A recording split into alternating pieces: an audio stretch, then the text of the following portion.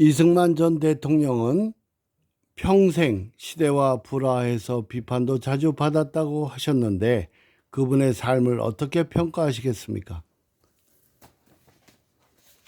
참 어려운 문제고 간단히 대답하기가 쉽지 않은 문제입니다. 사실상 이승만 대통령에 대해서는 좋은 의미에서 자유 독립을 위한 투쟁의 선구자, 최고의 지식인, 인문학자, 서예가, 혁명가, 건국인, 반공의 선봉, 여러 가지 긍정적인 평가가 있습니다. 그에 반해서 또 이승만을 아주 우리가 20여 년 평가해 왔지 않습니까? 그의 업적과 자취를 지우기에 애도 써왔고 저 자신 대학에서 하나 경험한 적이 있습니다. 어느 신문사에서 이승만 나라 세우기 전시회를 한 적이 있었는데 그때 대학의 학생들은 대학에서 이승만 나라 망치기 전시회를 하는 모습을 봤습니다. 그 당시 저는 학생들에게 이런 얘기를 했습니다. 이승만은 망칠 나라가 있었던 게 아니다. 그 당시에는 망칠 나라도 없었다. 나라를 세웠기 때문에 그런 얘기를 한 적이 있습니다만은 그러니까 아까 처음에도 말씀드린 대로 영광과 욕됨이 아주 상당히 그걸 이루었던 그런 평가를 할 수 있습니다. 그래서 그분에 대한 평가는 참으로 어렵습니다.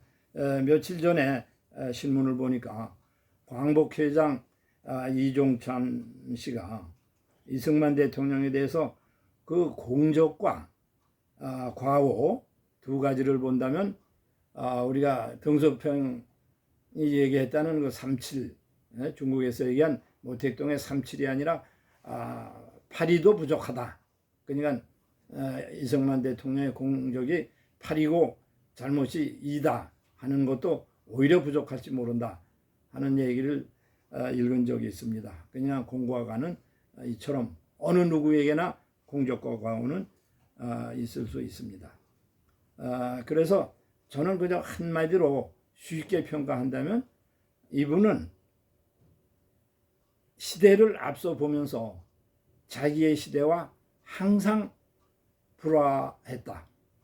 그냥 대한제국에서는 대한제국과 불화해서 6년이나 감옥 생활을 했고 일본과는 도저히 화합할 수 없으니 망명을 했고 또 미국에 가서 공부를 하고 미국을 이해했지만은 그 당시 우호적인 미국은 또 이승만을 이해할 수 없었고 불화했고 임시정부에 가서도 미국이라는 멀리 떨어져 있을 뿐만 아니라 무장투쟁이 아닌 외교로서 자주독립을 해야 한다고 하기 때문에 또 무장투쟁을 주장하는 사람들로부터 외면을 받기도 했고 해방 후에 돌아와서도 많은 좌파로부터 그리고 또 하지 장군으로부터 상당히 불화한 투쟁한 말하자면 또 나쁘게 얘기하면 우리가 배반했다고 하는 그런 삶을 살았습니다. 그러니까 항상 자기 시대와 불화하면서 살았지만은 그러나 그의 일생은 항상 조국 한국을 위해서 살았다. 그렇게 얘기하고 싶습니다. 우리가 역사를 볼 때 역사에서 역사의 현재를 생각한다면 저는 이런 생각을 합니다.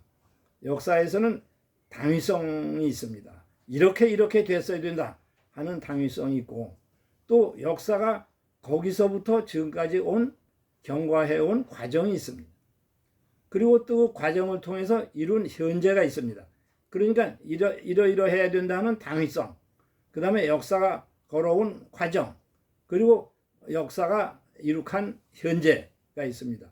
이 세 가지는 항상 종합적으로 생각을 해야지 한 가지만 생각해서는 안 되고 그리고 우리 현재 입장에서만 역사를 보고 또는 그분의 업적을 보는 것이 아니라 그분이 살았던 시대, 부딪혔던 시대, 그 시대의 입장에서 역사를 봐야 되지 않나 이런 점에서 아마 이승만 개인 정치인에 대한 비판도 그런 점에서 평가되어야 되리라고 생각합니다.